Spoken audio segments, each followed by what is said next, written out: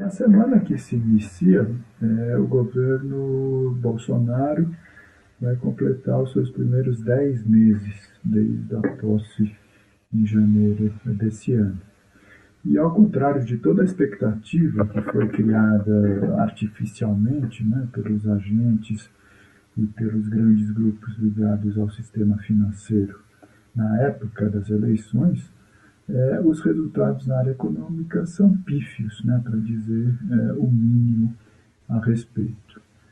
Na verdade, toda aquela expectativa que foi criada, né, com a chegada então do posto Ipiranga, né, o super-ministro Paulo Guedes, que conseguiu concentrar os poderes do antigo Ministério da Fazenda, do antigo Ministério do Planejamento, do antigo Ministério do Desenvolvimento, Indústria e Comércio e de áreas do próprio Ministério do Trabalho, né, apesar de toda essa concentração, nada foi feito do ponto de vista do crescimento do PIB ou da reversão do processo recessivo que já atinge a sociedade brasileira há vários anos. Né? O que aconteceu é que a pegada ultraliberal, né, que é verdadeiramente aquilo que o Paulo Guedes acredita, né, do ponto de vista da solução da questão econômica, não está dando nenhum resultado.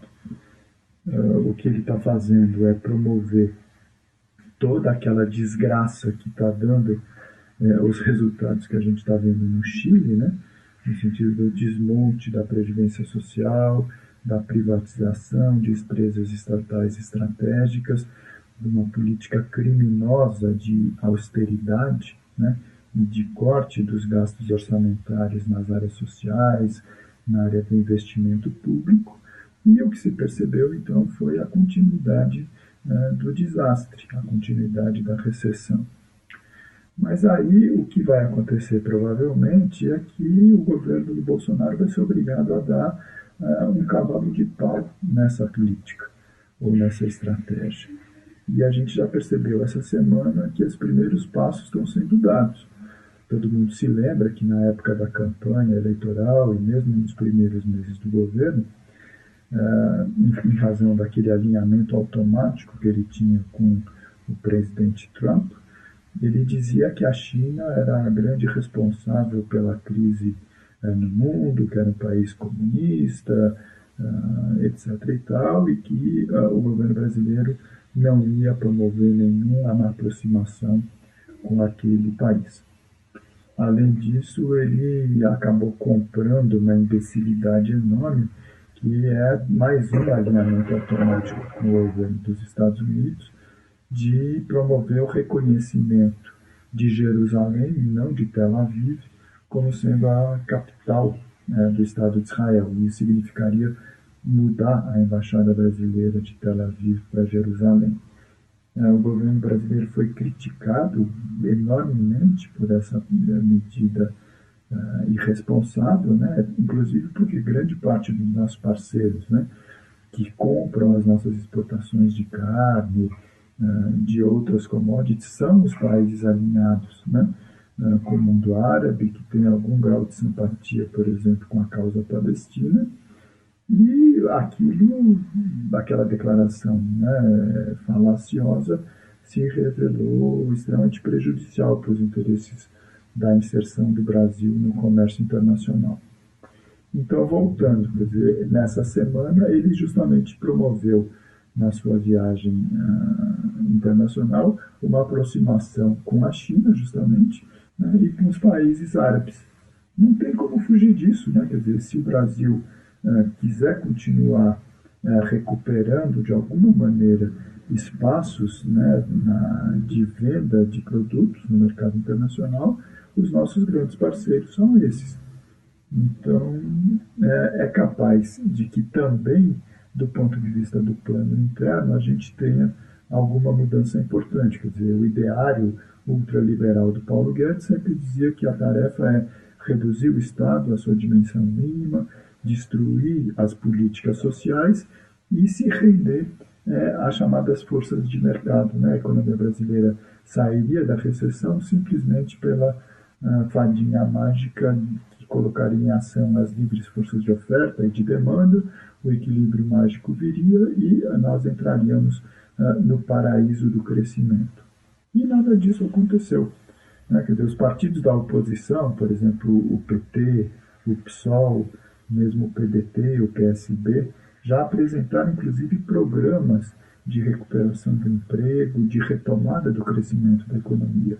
Só que para isso precisa dar uma mudança radical nessa orientação da austeridade e na visão que o próprio governo tem a respeito da importância do Estado, né, na definição desse protagonismo. Quer dizer, a recuperação do emprego e a retomada do crescimento só virão na hora que o Estado apontar, né, para novos gastos, para novos estímulos, exatamente o oposto do que o Paulo Guedes sempre pregou e praticou até esse momento. Mas eu acho que ele está sendo pressionado pelo presidente, pelo grupo mais próximo do Palácio do Planalto e principalmente pela base parlamentar do governo, que estão cobrando resultados. Né? Quer dizer, os parlamentares, os políticos querem novidades boas para oferecer para as suas bases, principalmente pensando que o ano que vem a gente vai ter eleições municipais. 5.570 municípios vão passar por um processo eleitoral e um dos pontos de definição das candidaturas vai ser a cobrança que o presidente Bolsonaro vai oferecer em relação ao seu governo. A gente está vendo que os índices de popularidade já despencaram. Então, o que acontece? Paulo Guedes, como sempre faz, ele seleciona um ou dois jornalistas, entre aspas, da área econômica, da área política, e vazou uma informação de que o governo estaria estudando medidas de recuperação do emprego e do crescimento. Por quê? Porque ele está percebendo que precisa oferecer alguma coisa. Só que o que ele vai oferecer ou vai ser totalmente contrário ao que ele sempre afirmou, né, de que o Estado não tem que fazer nada, o governo tem que se retirar, ou então vão ser medidas pífias, quer dizer, que não vão oferecer uma alternativa segura e sustentável da retomada do crescimento. Vai ser mais um daquilo que a gente chama do voo de galinha, né? Vai dar uma crescidinha ali e tal, mas se não for uma recuperação do protagonismo do Estado, um programa dirigido, dizendo, olha, esses setores são os importantes, a gente vai oferecer esse ou aquele estímulo e crédito, né, dos bancos públicos para que a economia saia da estagnação, nada vai ser feito.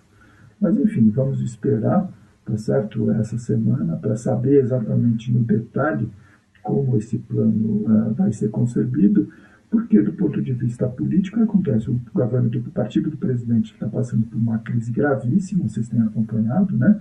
A disputa, uma guerra de braço entre as alas ligadas aos filhos dele, né? A família Bolsonaro, e os dirigentes mais antigos, mais ligados à direção política do partido, do PSL, né? Em torno do Luciano Bivar, do Major Olímpio e da deputada Joyce Hasselmann.